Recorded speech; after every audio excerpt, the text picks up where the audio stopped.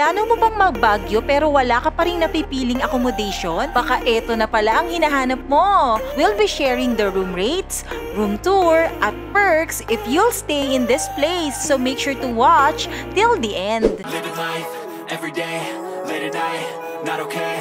All I want, and I pray, all I need are some better days.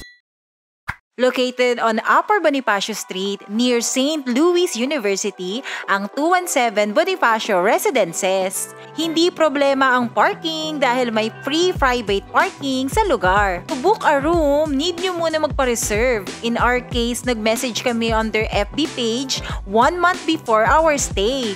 Nag-fill out kami ng reservation form, then nag-send sila ng letter confirming our reservation. Wala pala kaming dinown, bali yung full payment upon check-in pa.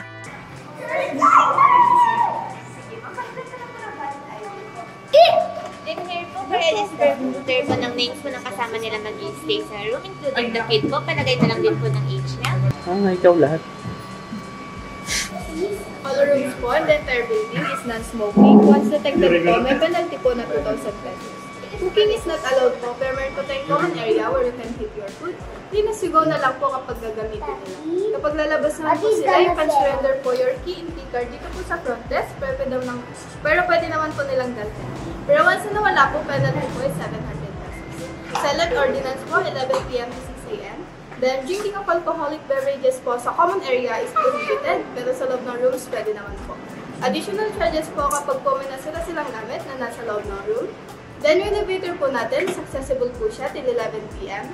Then, tomorrow po, yung breakfast nila is 7 a.m. to 10 a.m. po. Daan na lang po nila dito yung people nila, then sit po sila sa second floor class po. Then, yung wifi password po, posted na din po siya sa loob ng room nila.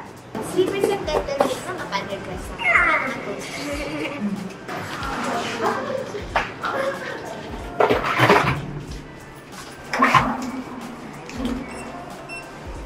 Bali ma'am, sir, itong card niyo po. Access niyo po ito sa elevator at sa main door ng second floor. Okay. Tap niyo lang po dito. Pag uminom siya ng green, pwede lang pinit yung second. Okay. Okay. Dito naman po yung breakfast po. Okay. May door talaga siya, hiwalay. Kaya hindi napapasok ng mga taga-ibang floor. Ito naman po yung common area. Ang ganda. Ito yung office naman po lahat. Ito siya. Yun mo nga.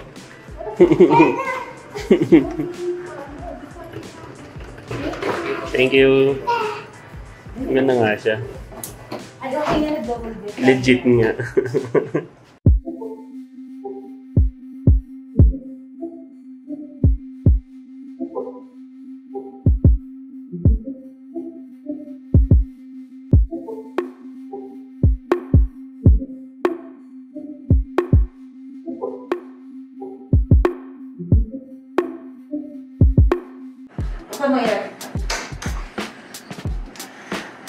So as you can see guys, walang aircon, pero malamig dahil ganito yung bintana niya. Tara! Bukas siya dito.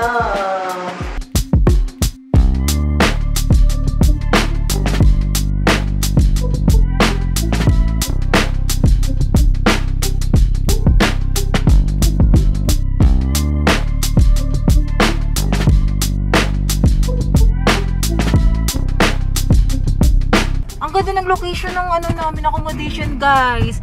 Malapit siya sa Session Road. Tapos tingnan nyo, nagkalat yung mga kainan sa gilid-gilid. Mini-mart, may nakita na akong 7-Eleven. May KFC, tapos mga bakery. Ang dami ring bangko kung kailangan nyo mag-withdraw. Oh, perfect.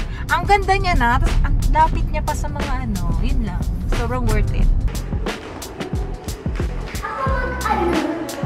Miss, may nadaan dito mo na public transport. Saan sa ito? Session Road? Ito yung labas ng 217 Residences. So may mga dumadaan na dito na public transport.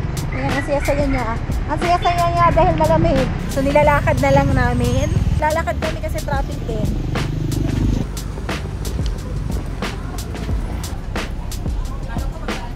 One hour later.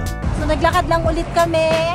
Session Road, pabalik sa aming accommodation. Safe naman dito sa Baguio, oh. Tingnan nyo. So far. Tsaka may allotted space for ano? For walking. Oh.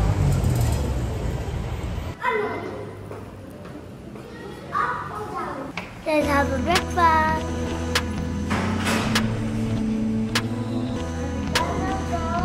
Breakfast! The menu. Look at this. Longganisa. So yan, Daddy.